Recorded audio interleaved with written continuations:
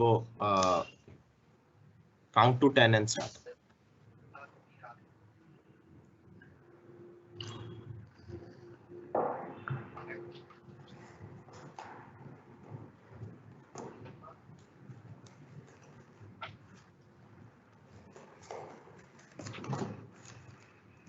Good afternoon, everyone.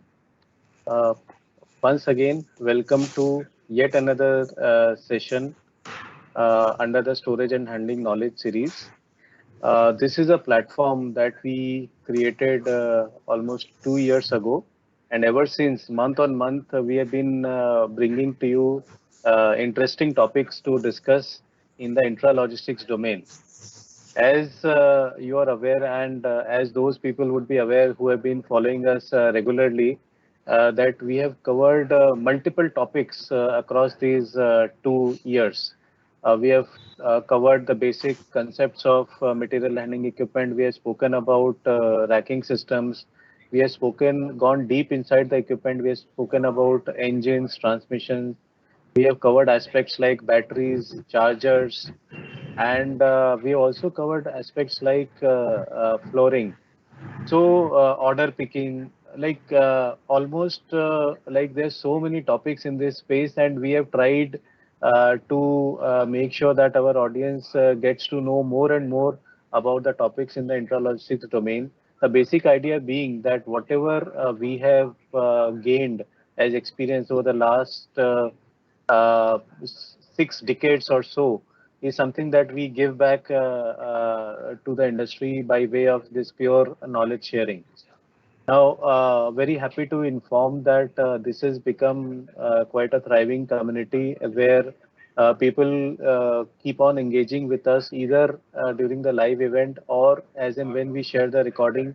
We are really sort of humbled as well as motivated when we receive your feedback and comments on our content that we present.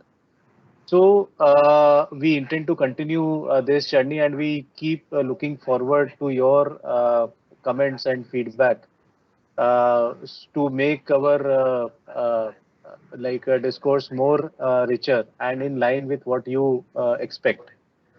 So coming to today's topic, I mean, I am personally very excited about this topic, and I'm sure everybody in the audience or people who are not able to join but would be following the recording later on would be equally excited about this topic, which is electrical vehicles. And this is a topic which has been in discussion for a long time now, and the discussion is getting louder and more as we grow along.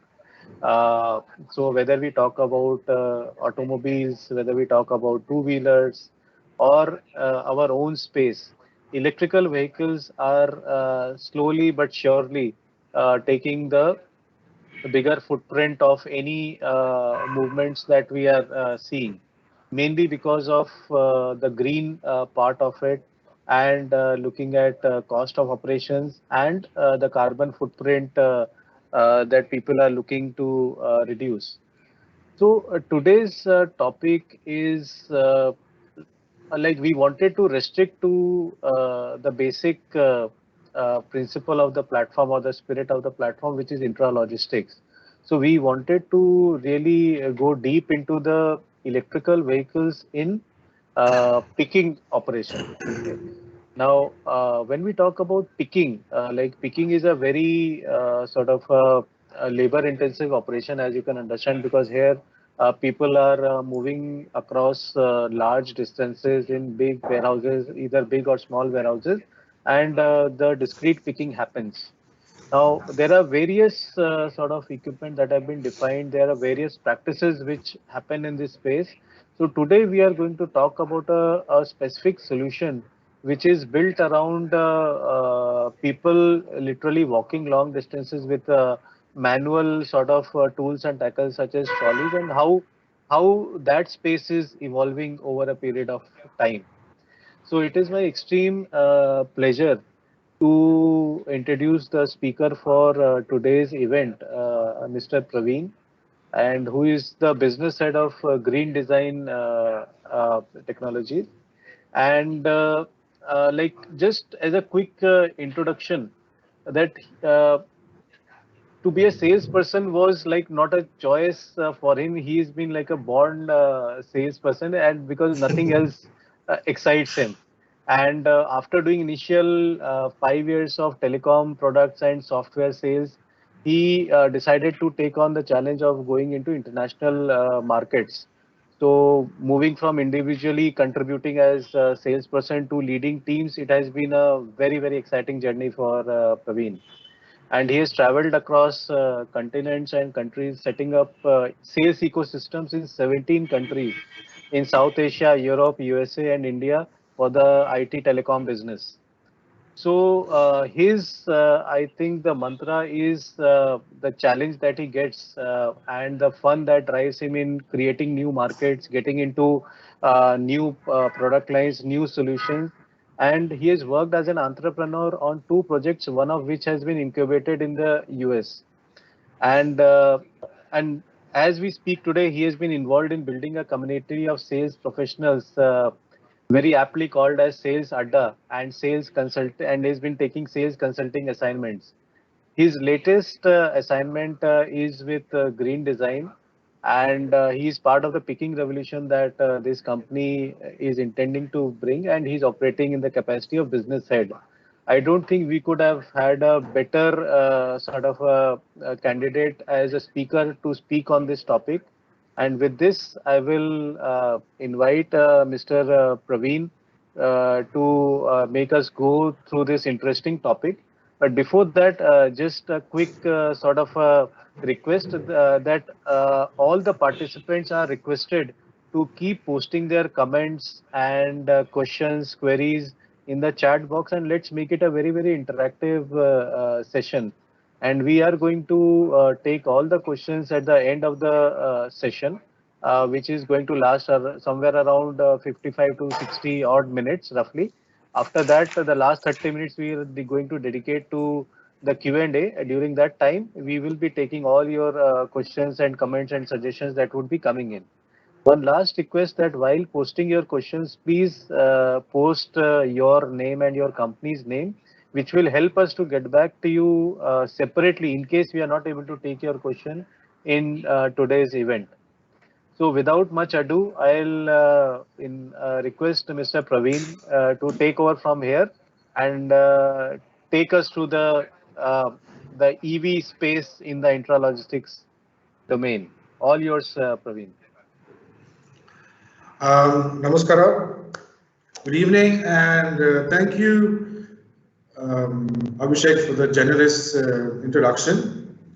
Allow me also to take this opportunity to congratulate you and your team on the Storage and Handling Knowledge series. I've seen some of these videos; they're wonderful, very knowledgeable, full of information, and very knowledgeable. I'd also like to take the team now, marketing team in Godrej, for helping me set up this presentation. I have no doubt they will help me moving forward. I also like to thank the Godrej team, which has worked with us before on our products and also in our access to markets. Excuse me. I have about 60 minutes to talk about a topic that could take a few days, or we could completely end this conversation in 2 minutes. But the key here is to have a conversation. I will try, as Abhishek has rightly pointed out, to make it as interactive as possible. No doubt, questions and comments are towards the end, but we leave sufficient time so that we can actually have a conversation. Now, I'm going to use the presentation, no doubt.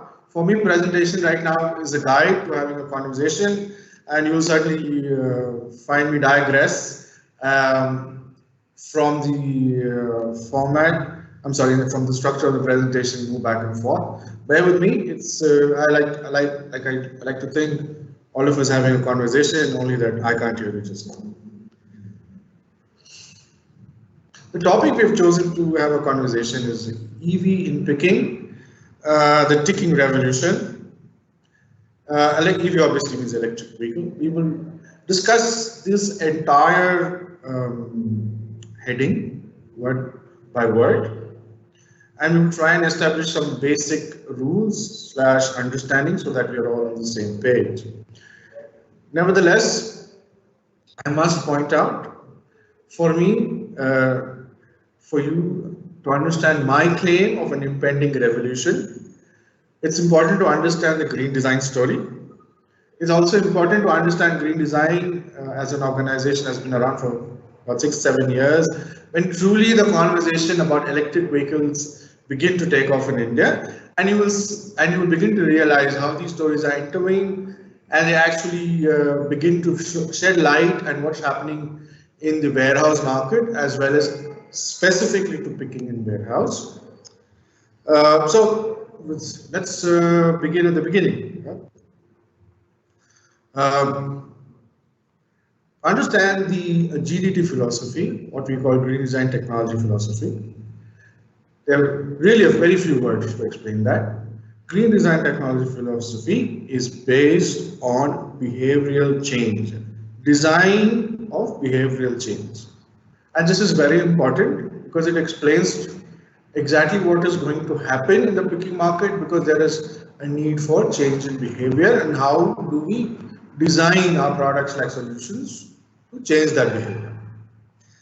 The second part of this behavioral change is for people to understand that EV can do all things that other vehicles have been doing, whether it's in a warehouse or outside the warehouse. That again is a change not only in behavior but also a huge change in mindset. These are very important: mindset change, motivation to change behavior, and design to behavioral change. I'm going to take this off like a movie scene, go scene by scene, so that you begin to imagine a picture in your head as how this story unfolded, both for green design as well as potentially the potential revolution that's coming in this country. So green design began in 2016. I'm sorry, 2014. I apologize. This picture was taken sometime in 2016. Like I said, the green design team had already designed and manufactured their electric vehicle for personal mobility. And this is a simple picture of a green design team and product chilling with the Karnataka police / Bengaluru police. And they were interested and keen. And this got a whole lot of attention in the press. And this gave us a lot of exposure. But it also, I think, was the beginning of people to understand how electric vehicles could simply be used for personal mobility. I like to call what is seen to the big B call. Big B is not referring to the famous actor in Bollywood, but somebody else.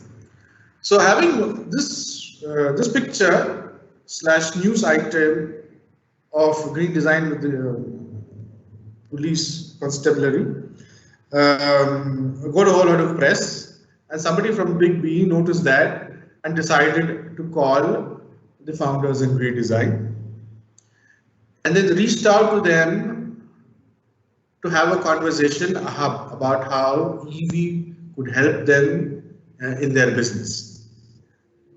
The big reveal, drum rolls. The Big B is the big basket, which is a very interesting story by themselves, because I think they were also involved in behavioral. Scene 3. What is the Big B story? So this is like a story in a story.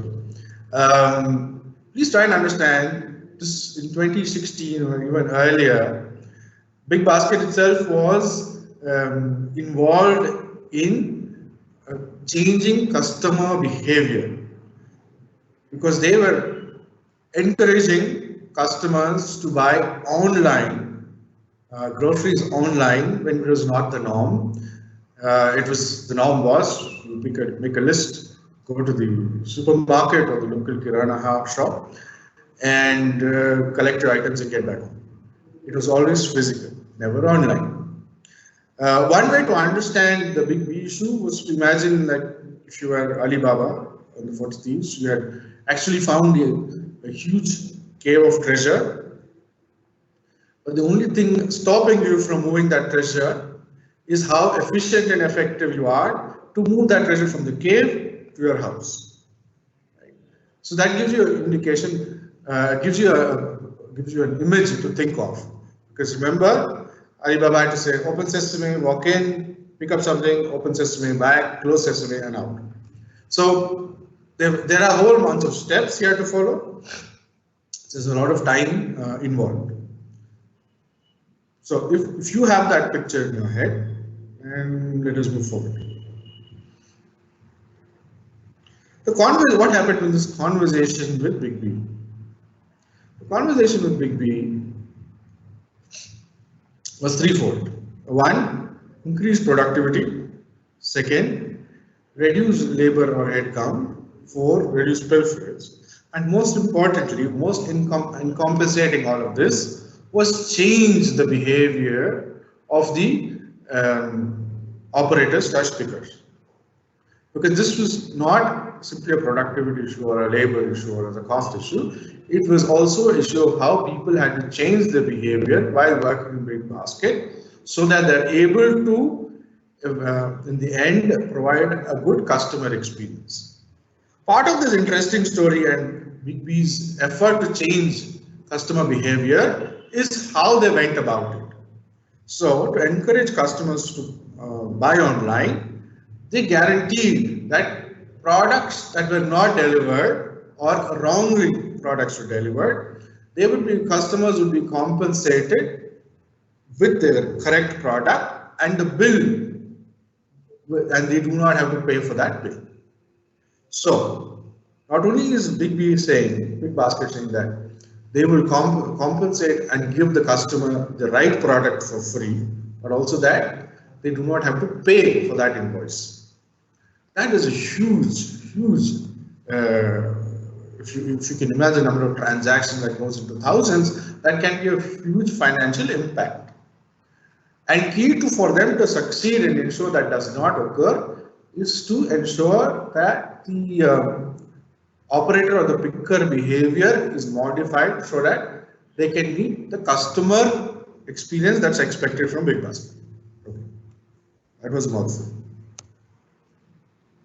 So, three, what is green design's question? Please, if you imagine you're from, excuse me, from a green design perspective, we were a company that was doing mobility solutions for hospitality, personal mobility solutions. And here we were having a conversation with the pioneers in e-com, grocery e-com, talking to us about warehouses. So we had to start to understand what is picking, why is it so important, how big is this market for picking, what is the warehouse growth? Excuse me, so sorry.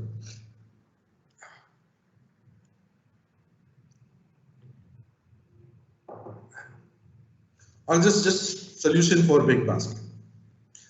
So therefore, when we talk about and going forward, when we have a conversation about warehouse size, the market, Indian market, so on and so forth, we have deliberately been studying these markets and deliberately been in this business for a few years, having understood the growth potential as well as what the future lies. And we have invested the future of the company on this.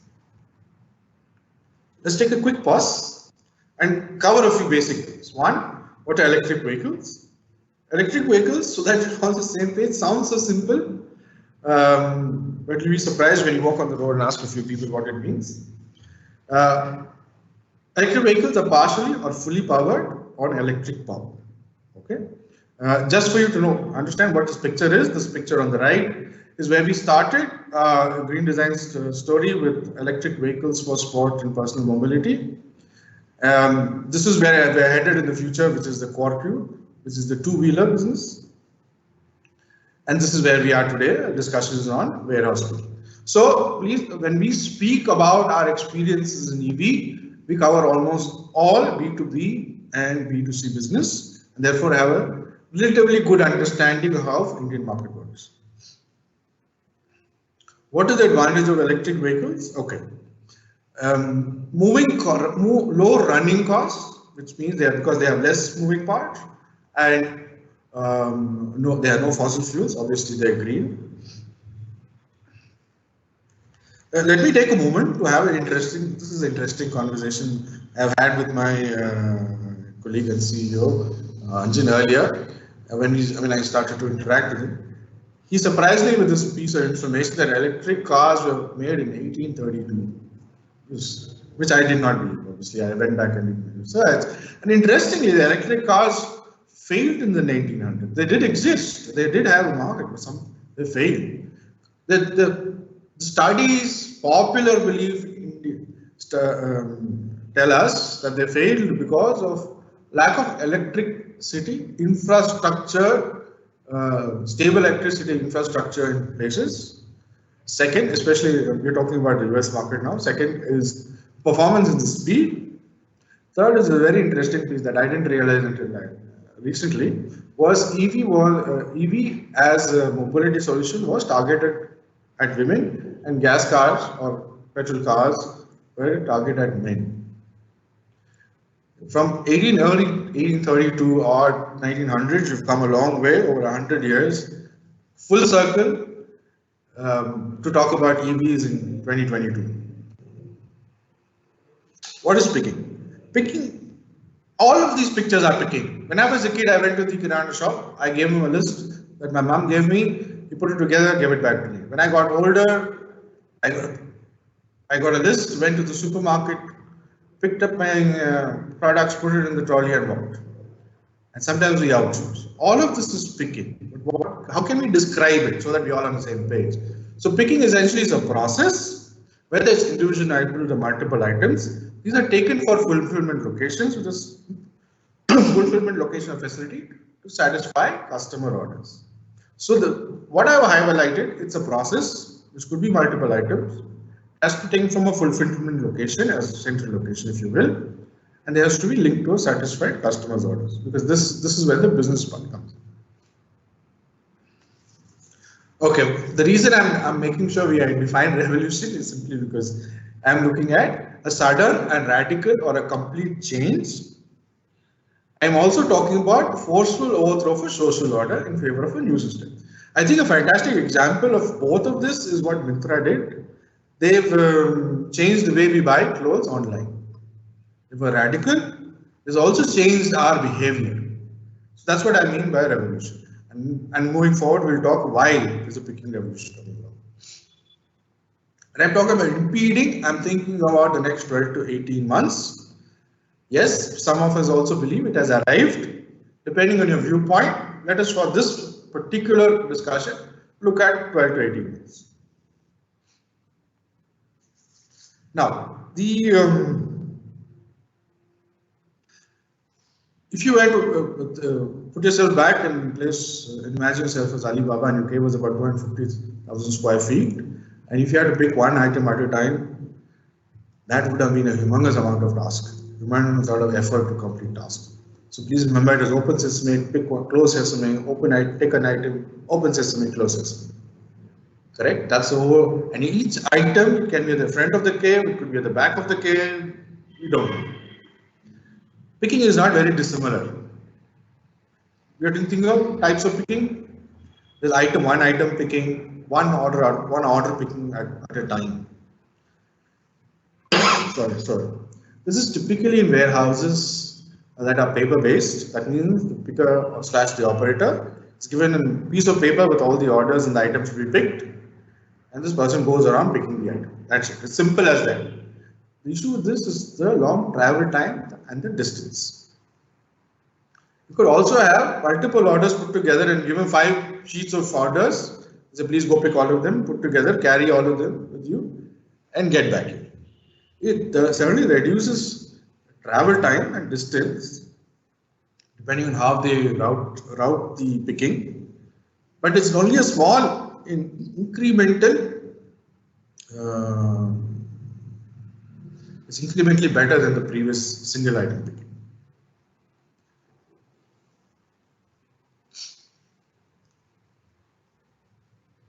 Let's just say if you're Alibaba and you want to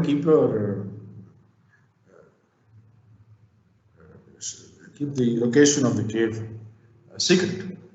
So, and you know the thieves are going to come in the morning and evening, then you need to schedule a time where you can walk into the cave and pick your items. Therefore, you have to schedule a time to do that work. Which takes us to the wave picking. Why? The reason they do wave picking is not so much to hide from the thieves as much as to ensure they bring predictability and optimize the number of orders. Because especially in the e-com business, it's very orders are unpredictable. It could be in the morning, it could be in the evening, and in the afternoon. But if they were to continue to pick one order time as they arrived, that could be a inefficient and ineffective way of using resources. Therefore, what we call wave picking, that is, orders accumulated and is scheduled at a certain time, so that operators, pickers, dispatchers, and people are then finally delivering to the local hubs or the end user know when these orders are going to arrive. They could also have what is called a zone picking. That is, you have created certain specific zones in the warehouse. If you see my window screen cursor, where certain specific items will be placed. For instance, all the first aisles will have only toothpaste. The second aisle will have only, let's say, cold drinks, so on and so forth. So they know every single zone has only certain specific product. Therefore, you know very clearly the actual time to travel to pick that product will be quite limited, and therefore it reduces the travel time. Now, how a warehouse decides to do its picking is really dependent on the way the warehouse is designed. Depends on the person who individual runs the warehouse, and what is the thought process behind the operations that they have designed. So, for instance, you could have a complex combination of zone, batch, wave picking, and you can have multiple things of this kind. However, it all boils down to both the warehouse design as well as what is the thought process behind the operations. And we could have multiple of these combinations, and it doesn't have to be only limited to what I have discussed today. Right.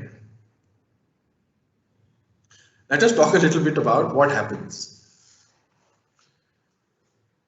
What are the challenges of picking? Or I think if you were to walk into a warehouse, stood there, watch them, you will certainly see it will be very obvious to you. But based on some research, we have arrived at some figures. The 49% of the time in picking an order is spent in actually traveling, which is a huge amount of time that does not necessarily add direct value in terms of customer experience. The second is searching, third is actually picking. If you take these two, the largest amount, no doubt, is 49%. Now, if you were Mr. Alibaba and you're trying to find the perfect pearl necklace, imagine you spent 50% of the time traveling and you took another 18% of the time trying to find the right thing and then walk back. Every time you got something like that, that would be a humongous amount of waste of time, and you will never get anything done because the thieves would be on your head very quickly.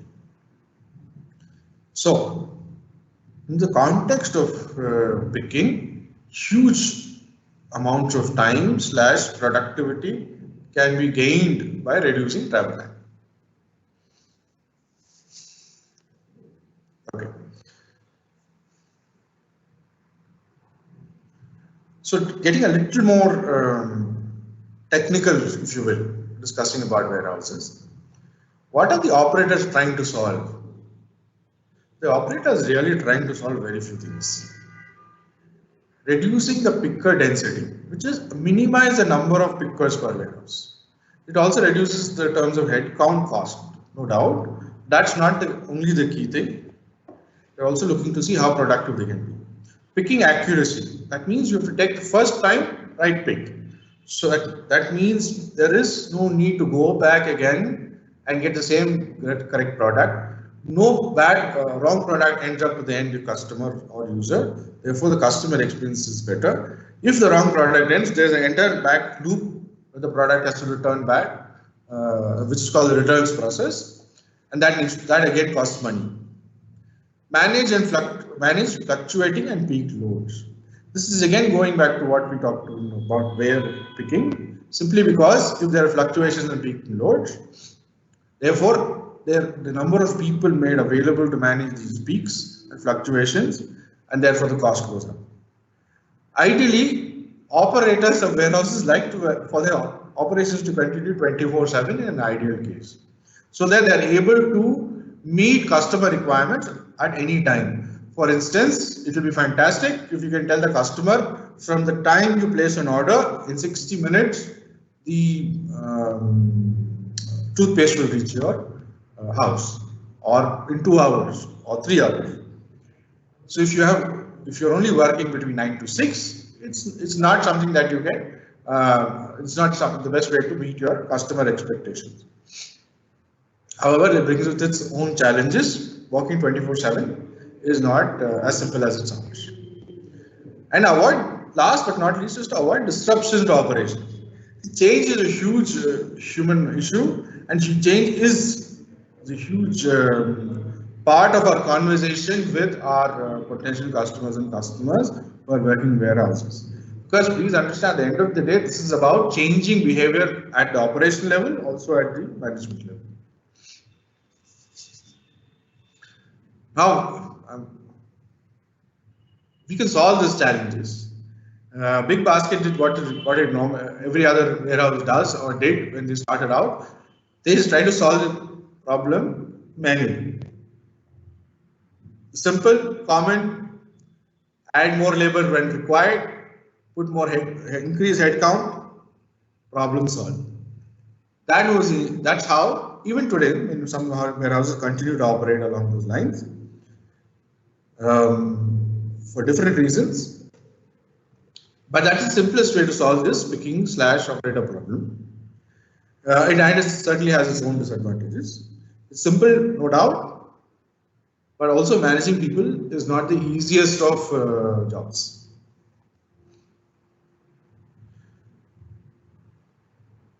From an operator perspective, it means the operator has to walk 8 to 10 kilometers per shift, right?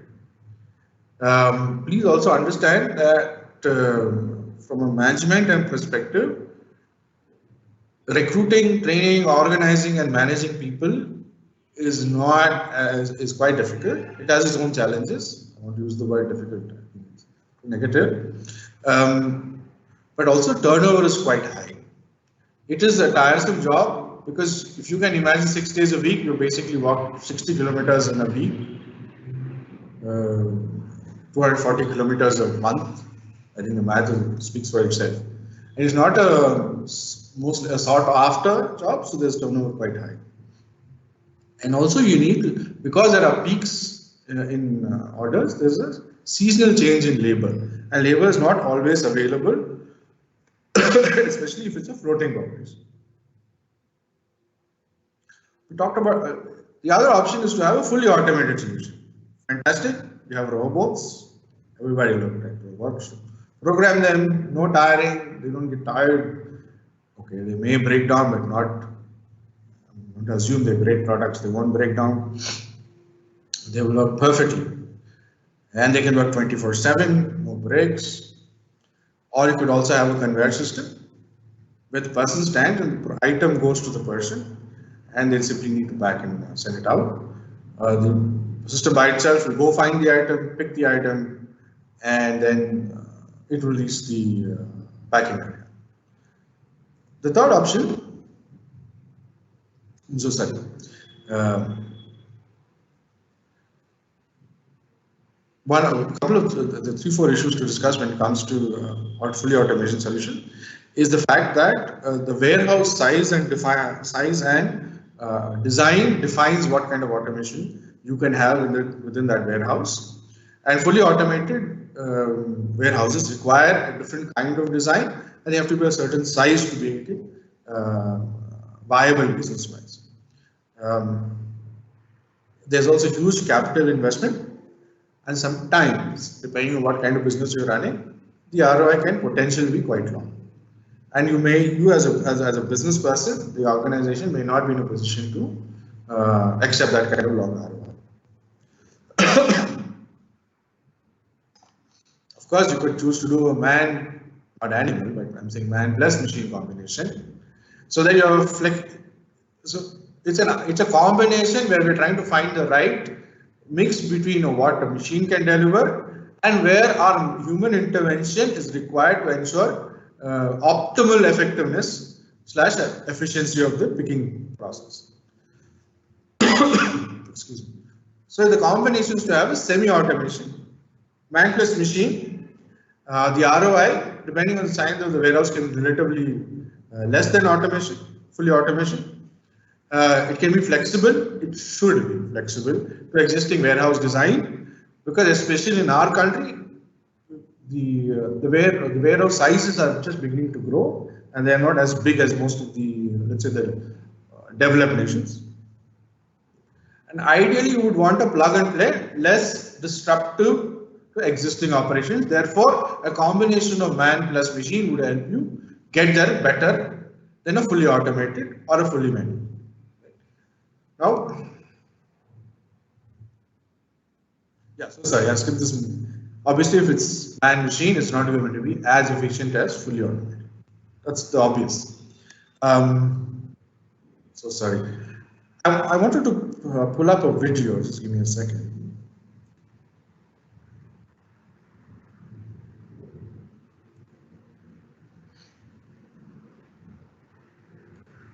So that we understand what a man-machine combination looks like.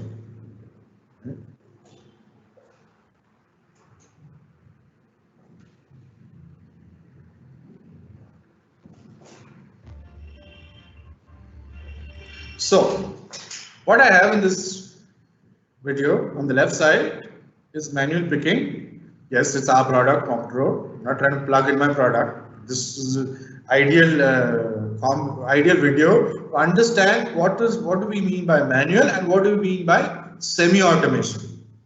Right?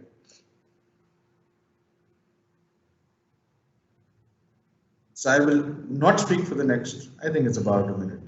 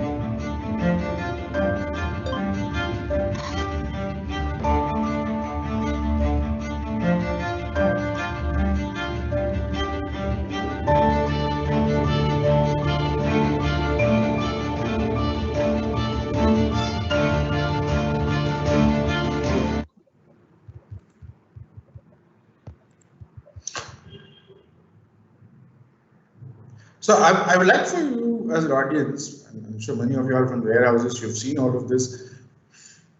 Perhaps a few have not. If you had to think of the picture on the left, you have a gentleman who's actually has a trolley to drag. Perhaps in warehouses where people carry these items on their shoulders and actually walk for 8 to 10 kilometers, sometimes 12 in a day. And this is completely manual. His take has as you may notice,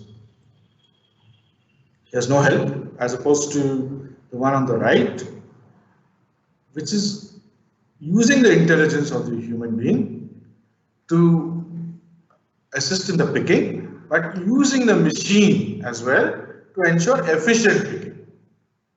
So it's a combination of, excuse me, it's not man, and a good combination of machine. Okay, let's move forward.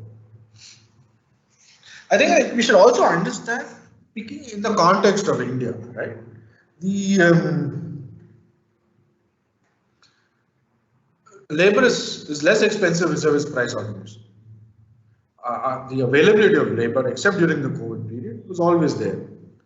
Our warehouse designs are not optimal because they were built some time back and people were not thinking of automation of any kind.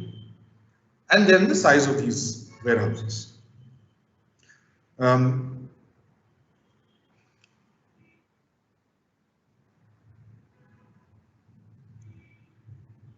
in this context of India, we have done some research and we put together data on the efficiency, peak efficiency and peak cost comparison between the various solutions that are available in the market. Pick by light, voice-based picking, RFID, paper-based. Paper-based when you're thinking of, think of a warehouse which has no aisles. These products are piled up on the floor. Picking is by memory. That means Alibaba knows where all the pearl chains are. Alibaba knows where all the gold biscuits are, so on and so forth. If it's not Alibaba who walked into the cave, they would really have to rediscover the cave and find out where each product is placed. So it's all picked by memory. Fully automated picking, whatever that case may be, whether it's robots or otherwise.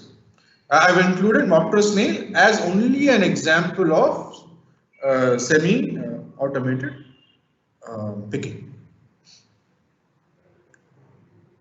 Now, let's take a quick look at the pick rates. If it's paper-based, it's between 35 to 100 lines. 100 lines, each line on your order.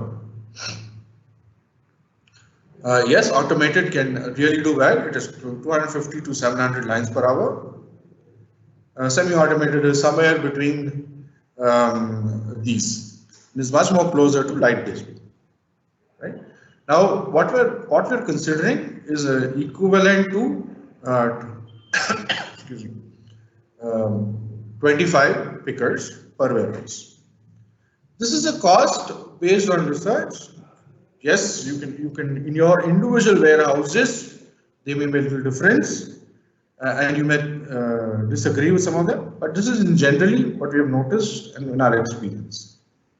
The key figure for you to remember is this, and in fully automated, the peak efficiency vis-a-vis manual is 1 to 60, fantastic, without doubt.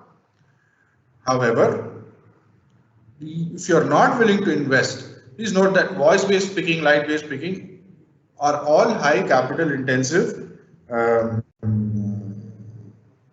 solutions as opposed to, let's say, a semi-automated picking like a mop truck, right?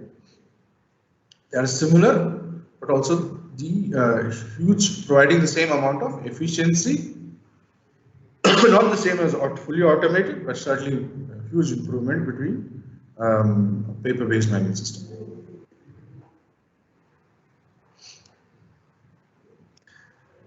Before we head into market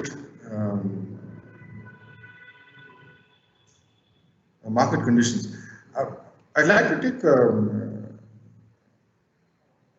couple of minutes and discuss a little bit about the philosophy that we talked about earlier of green design and mobility changing in behavior. Each of the other picking, whether you do whether we do voice-based, light-based, automated, all of them require a change in behavior. It could also require a change in process. Now, from an operational perspective, from a person who's managing the warehouse, as I talked about in the earlier slides, they're looking for a product or a solution that has the least disruption in the way they work presently, but changes behavior, also changes behavior of the pickers in such a way that it does not become disruptive to the functioning of a warehouse. All right. I think those are very important considerations when warehouse managers, operations heads decide what kind of solution they want to invest in. Because at the end of the day, it's not the COO who's going to be on the warehouse picking, it's going to be the operation managers, the line managers who are going to be sitting there and making sure that these products are delivered on time and the customer has a good experience. A quick look at what is happening in the market. There's a lot of numbers. The key to note is this, right? Excuse me.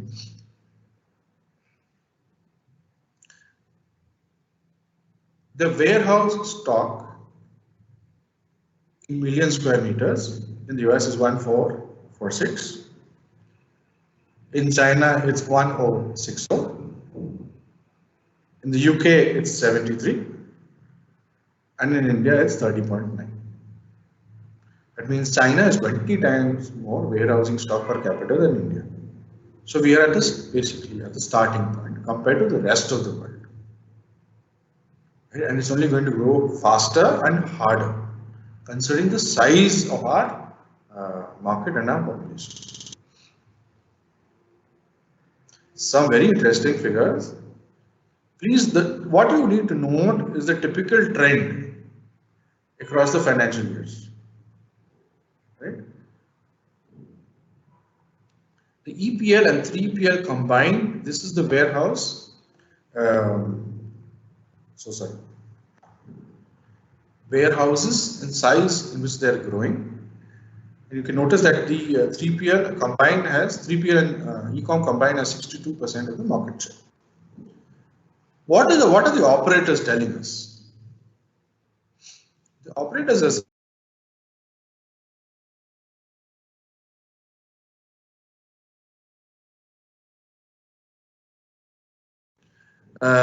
they're looking at A grade.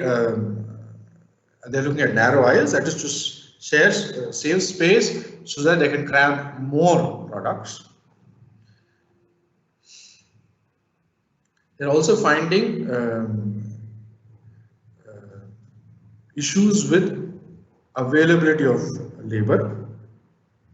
Third, they're also finding the cost because they're losing money because of cost, loss of productivity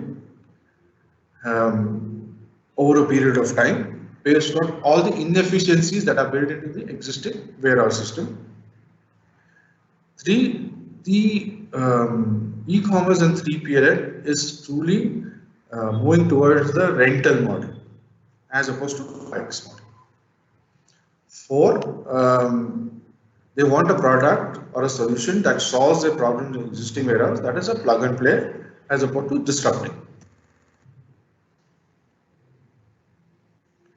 Why am I talking about a tipping point? These are just a couple of headlines from LinkedIn, not the most famous, most famous newspaper in town. But you please read the headline and what it's suggesting. This is our, Mr. Jain writes, this is our 67th logistics park, 4.3 lakh square feet, stellar value set up 200 logistics parks in 4 to 5 years. These were taken up early last year, if I remember correctly. And this is a trend that and this is only two of that we have taken out. Plenty like this that you can see in the public domain. Therefore, something is happening, and that indicates rightly in terms of what the Frank Knight report said, that India warehouse stock is about 20 times lesser than the Chinese, and people are trying to catch up.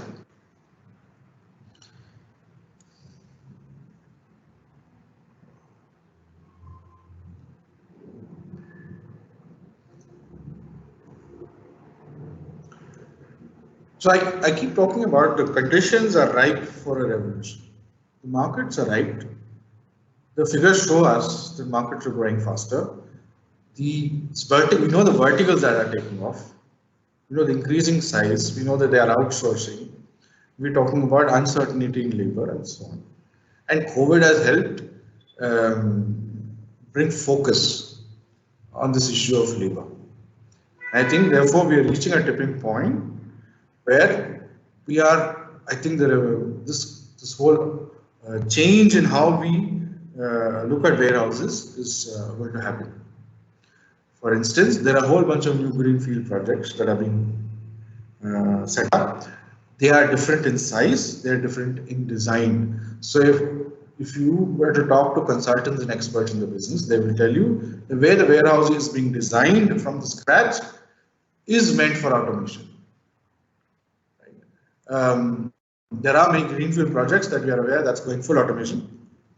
So if the top 5% of the big companies, let's say, go full automation, there's a whole bunch of others who are looking not to fully automate, but automate, and they will build their products along those, they build the solutions, sorry, the warehouse along those lines and the process along those lines.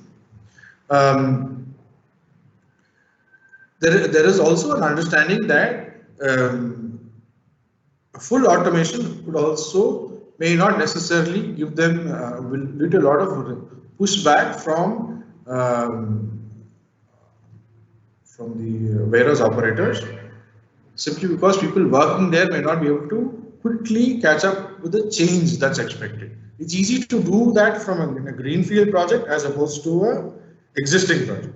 So all of those warehouses that are there already, they are looking to increase productivity and reduce inefficiencies in a way that will not disrupt their existing operations, and therefore a plug and play makes a lot of sense. The reason we talked about Big B, the big basket, is also it reflects very quickly about what they were facing and what is increasingly going to happen in our present warehouses as well. That there needs to be a change, but the change has to be a change in behavior, designed a product that is designed to change behavior of people, but in a way that will not be too disruptive. Let me show you what happened in Big Basket, and we can talk about it in the context of what we are saying. So let me just do this up.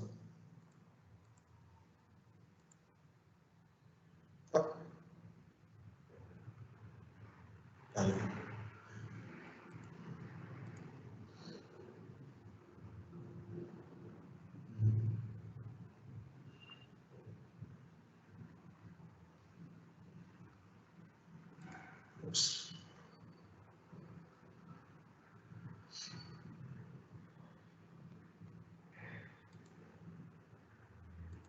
Every company will be a tech company in the future, and data will be the fuel that powers this revolution. Are you ready to become a data proficient employee? Introducing the postgraduate program in data science and business analytics from Great Learning. Please bear with me. I'm using the YouTube because it's simpler as a business.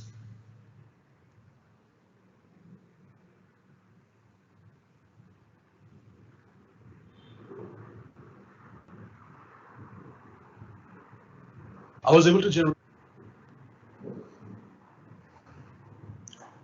Okay, finally.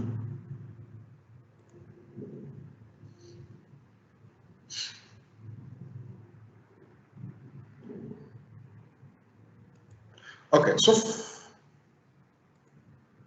this is the final product actually designed to solve big basket issue from manual picking to semi-automated. One of the issues they wanted to ensure was there is no duplications of SKU. To the right SKU, that is a stock keeping unit, is collected, and not more than one item is dropped in the box here at a time. The solution was to have a little gate, so to say, that with a sensor that allows only one product to be dropped in at a time.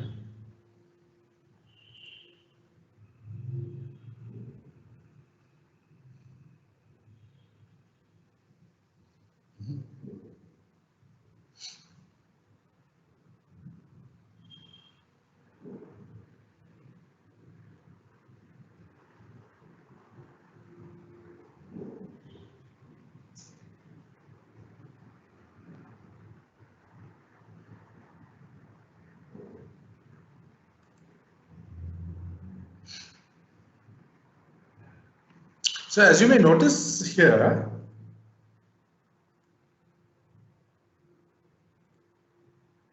this product is unidirectional. It travels in one direction. Right? This was the beginning of the story in Big Basket, and we solved their problem to ensure that the productivity goes up, the reduces inefficiencies, pilferage is limited, no pilferage at all. So sorry, but the key was change in behavior. The product was designed to change in behavior. Over a period of time, the gate was completely removed, gate on the tote was removed, and the pickers / operators continued to operate like there was a gate, which is an amazing change in behavior because of the design of the product. Similarly, in Big Basket, the product was unidirectional. What we learned with interacting with the customers, and you will, as any warehouse manager will tell you, everything.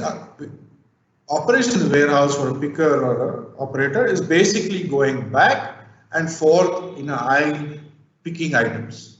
As simple as that, right?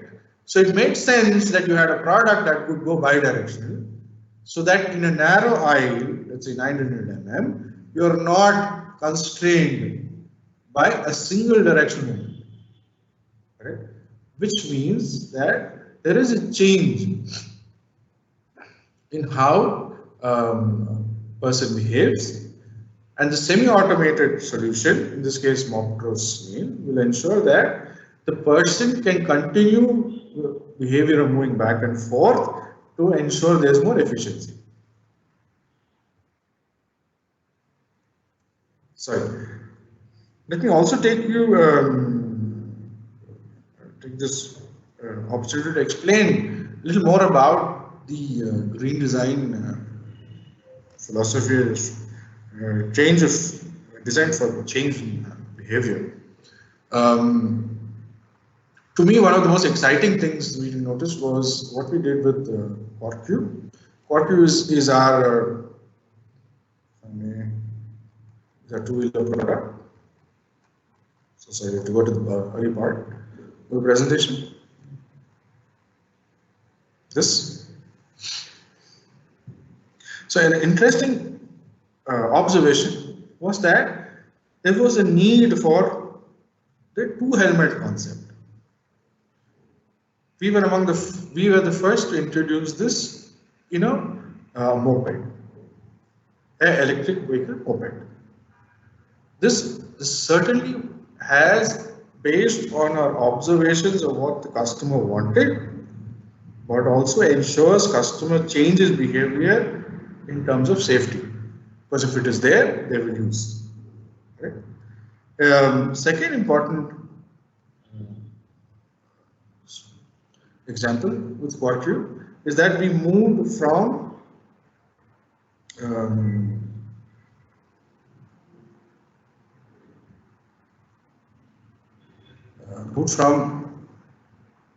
a scooter, which is most popular EV, to a moped.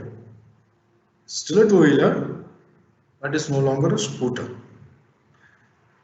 Which our research indicates will lead to a change in behavior in the target segment of people who will adapt this product. Correct? Because it's very simple. You can notice on the road. So from a child of the 90s and the 80s, the moped TVS was one of the most popular ones. It was used for all kinds of things. And it led to a change in behavior as to how they use a moped to not just for personal mobility, but also other things. I think we are in terms of electric vehicle mobility, QuarkQ is at the precipice of introducing a change in behavior based on the unique design that we've got. The same is with different products with Irway as well, which is about introducing a off-roading product to an Indian audience that can prove electric vehicles can do pretty much anything that any other off-roading product can do. that it can be safe, it can be fun, and it can be a great joy for a family outing. So all our entire perspective of how we do business, entire perspective of how we look at training, how we look at warehouse, how we look at how to solve a problem, is based on designing products that will change behavior. And that's how we approach a problem, and that's how we try to solve these problems. Yeah, therefore, our Mopro / solution that we talked about as a product is really a solution that's focused on changing behavior, picker behavior / operator in a warehouse by doing an optimal mix of man-machine combination. And we believe that is the tipping point that will allow for this picking revolution to begin from a manual to the next step, which is the semi-automation. Because that's almost 4 o'clock. So this concludes more or less what I had in mind to discuss. If there are any queries, I'm happy to take them. Right, Praveen. So first of all, thank you for a very, very enriching presentation. Personally, I learned a lot. Like trivia, like the electric cars were introduced way back in 1823 and they failed in 1900 was like a revelation for me. So it's quite interesting presentation and it was very well structured, which covered almost like every aspect of picking in the warehouse space. So one of the first questions which is come in is in terms of we spoke about different types of picking, like manual picking, semi-automation, and fully automated picking. Right? Now we understand that each of this has their own has its own pros and cons. And somewhere as we understood, the recommendation is towards semi-automated solution, which like fits all the bills in terms of cost optimization plus taking care of the labor fatigue and all the aspects are taken care of in semi-automation, right? The question is that there is still a huge population which is working with manual operations in picking. Okay. Now, what is the tipping point for these people to shift over? Because somewhere that trend is still continuing. People are still sort of investing in a lot of manual operations, and there seems to be some bit of a leap of faith when they need to go one step up, either from manual to semi-automation or from semi-automation to fully automation. So just wanted to capture your views on that. Excellent. Thank you, Abhishek. It's a very interesting question, really. The last 2 years, 2021, even the early part of this year, we have the pandemic hit us. I think that was a huge jolt or a lightning strike, if you will, that nobody expected. I think it put in perspective the, let us say for lack of a better term, what are the negative aspects of over-dependency on manual labor? People will move where it is safe and good for them, and people moved. So what warehouses had to do was to do all kinds of, I'm so sorry to use this word, circus, to keep their operators / pickers in place so that they can continue operations. And when you sit down for a drink with some of your operators, they will tell you the truth of what and all they had to do to keep them there. So that though it is not a regular affair, it is something that brought attention to attention the negative aspects of over dependence on manual / labor, right? On a continuous basis, though, what is evolving is excuse me, is the fact that the warehouse design itself is changing. So there is the one existing warehouses and the new warehouse greenfield projects that are coming in. Designs of warehouses are changing, the size of warehouses are changing, and over dependence on manual labor, and they are not designed. I'm so sorry, the warehouses themselves are not designed to be overly dependent on manual. That covers what is coming in the future. That the second, third part is what are existing warehouses doing, and what are their how come they're so dependent on manual labor. So let us accept some basic facts. Some people are just going to be focused on having manual labor. There's no way they're going to change. That is a mindset issue, and you're. Let us say we are not in the. You may want to change behavior, but not necessarily in a position to change some of these mindsets. That is never going to change.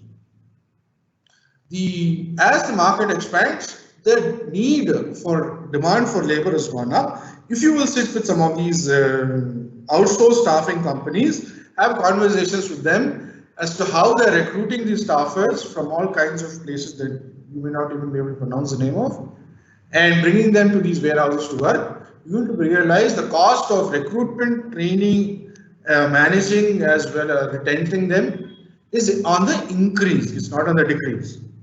And then over a period of time, especially for those warehouses that are in, please understand, one of the trends we are on the warehouses is they're going to be closer to the city. That's what COVID has taught us. Stay closer to the city and go vertical, which means those that are going to be closer to the city are going to be more expensive because to host labor near the city is expensive. So therefore, I believe the tipping point is there. But what is the exact tipping point? I'm not particularly sure, Abhishek. But the trend is definitely up there. I hope I'm able to convey. Yeah, of course. I mean, I think it is quite well explained. But I personally have a follow-up question on this. This is not from the audience. This is from me. Like as a follow-up to what you just said. Now, in India, as we see, you say that, I mean, it's difficult to find an exact tipping point because somewhere it will be related to behavioral change also and people looking at things differently. Now, typically in India, we see that picking as a concept is not really understood in the way a picking has to happen. Like you have various ways of picking happening, like various equipment being used, various types of picking being used, and like many places, the customization is done very specific to that company or industry as far as picking is concerned. So my query is regarding a product like Mopro, like confirming to these variety of applications and trying to sort of break this shackle of people wanting to move from manual to semi-automation, like to align to their present way of working rather than saying that, okay, this is the only way we can operate. So any thoughts around that? Correct. I mean, this is excellent. Good follow-up, Abhishek. I'm glad you brought this up.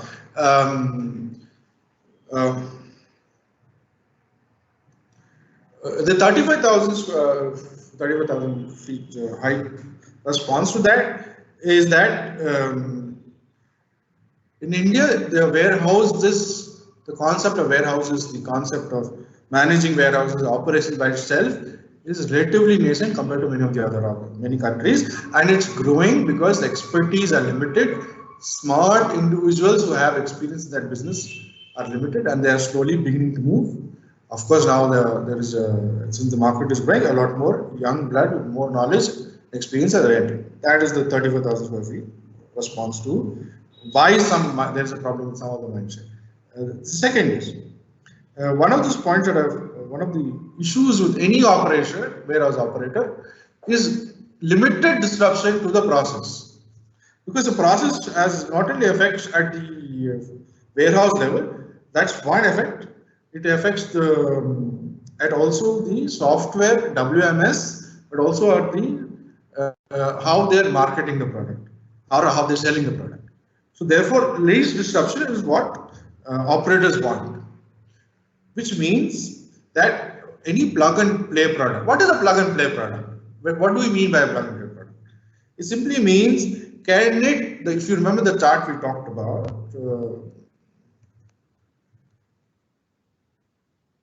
talked about this chart.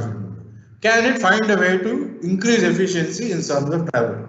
Can it increase efficiency in terms of and effectiveness in terms of search and in terms of picking? So if you can do that without changing the existing process, most operators are happy, right? So if that is the case, a Moptro is perfectly placed. Moptro, because that's a product I am well versed with, so which takes care of the travel part of the 49-50%, takes care of inefficiencies in travel.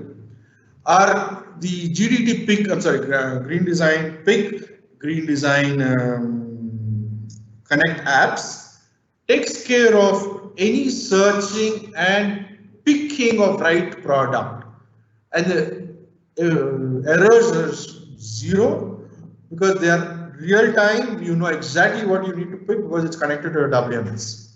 It also, therefore, it does not change the existing process. It fits into the existing process. It reduces the most difficult part of the most wasteful part of your picking operation, that's travel time. It also reduces errors to zero in terms of searching and picking the right product. That's what picking is about, right? Go to a place, find the right product, put it in your basket, and walk out. Now, therefore, I think Moptro is is the product that both semi-autom, which is a good plug and play. It's automated, but it's a good combination of man and machine. Does that help, Abhishek? My response, or am I missing? Not answered your question.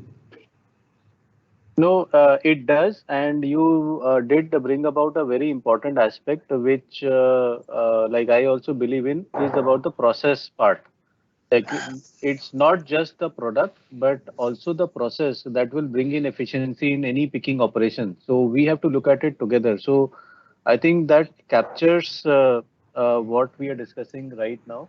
So the next question is pretty specific, which is talking about how is this equipment, the Mopro, since this was displayed here, different from a battery operated pallet truck with a pallet being used for picking operation? Like how would you differentiate?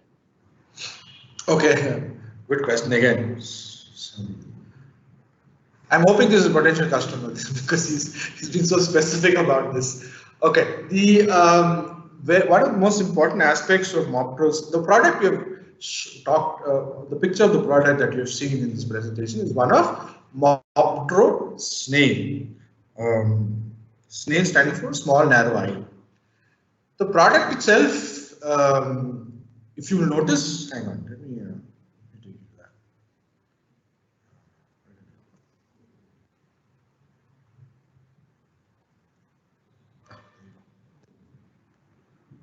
Right? It is very obvious to notice, one obvious thing to notice, it's bidirectional. That means you're standing on the same platform in a narrow aisle, which is, please remember, it's about 900 mm. You can move in both directions. You're not going to need to take the vehicle out of an aisle, turn it around, and then bring it back in. Correct? Now, that is a huge difference between anything that's available in the market. I'm not going to specifically target one kind of a product. I'm mainly talking about existing products so that we can cover more space here. Second, the fact that the design of the product is such that it is meant to operate with the least amount of effort to the picker. Now, whether these handheld pallets, you are going to stand on them, you are going to push them, doesn't matter, right? There is going to be certain amount of effort because it's not a bidirectional product. Second, it is not necessarily always integrated with the existing solution that can reduce your errors in picking and searching of items. Fourth, the product itself, the Moptro itself, has been designed so that it can operate 24/7 with limited or no rest time at all. Because they have swappable batteries that allow it to grow so that if one of it is charging at one point, so you can have two batteries basically. One battery will be charging, the other is operational. The one once it drains out, you can bring the other one and replace it. Which also means that, and since each battery can last for about 24 to 25 kilometers per charge, it practically covers about a shift and a half. Abhishek, does that help? No, absolutely. I mean, it's brought out very clearly. So the next question is in terms of pick rate calculation. See, it's all about, I'm just building on the question. The exact question, if I read out, is that what are the average pick rate, how are the average pick rate calculations done considering variations in order picking across industries? So I'm just building on this question to try and sort of open it up in sense that the whole point of having a business case for any change in your current way of operating is in terms of picking, is how you calculate a pick rate, and then and how do you measure before and after. So is there a scientific way of doing it, and does it change from application to application, and what are the various factors which will impact the pick rate? And I'm sure it will not just be the equipment. Sure, again a very good question. So there are multiple factors, and quite honestly, let me be candid, I am not the expert on doing this time and motion study. I have my entire team of guys I have a whole team of guys who sit here and do a whole bunch of gambas, that is to go to the warehouse and watch what's going on. They do this studies. And then they come back to us with the data that we use across industries and verticals to arrive at what is broadly an average pick rate. Okay, having said that, let me try and answer that question as an example. If you imagine in a picking process, for instance, if the bin fill rate is lower than 100%, your picking process is going to be delayed because there's not going to be an item to pick when there's an order for that item. On the other hand, let us say if your bin accuracy is lower, that means instead of having a Colgate toothpaste in bin A, you have it's a close-up toothpaste there. The person can land, the picker or / operator will be there to pick up the item, but there will be the wrong item there. So two things that the picker is not actually in control of, because it's a put away process, not a picking process, which has direct impact on the efficiency of the picking process. So there are multiple factors that can operate at any given time that could have direct or indirect impact on a picking efficiency. Right, now having said that, it also depends on how the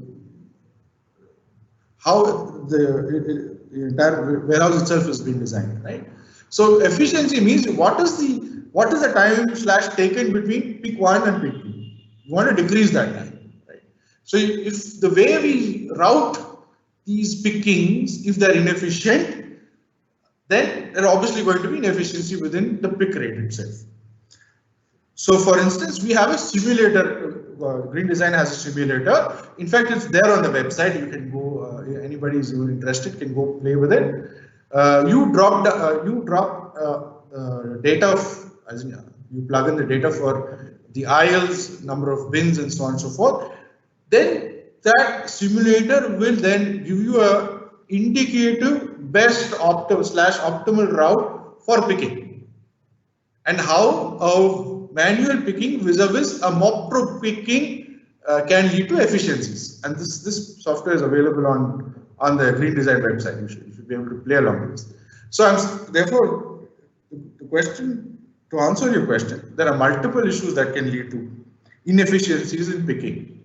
Therefore, it's also important for us, both as people who are interacting with warehouse operators, to, lack of a better word, let us say the word educate and inform as to what kind of and set the right expectations for them vis-a-vis what the solution can deliver, and there are some things that are uncontrollable within the solution and what it cannot deliver.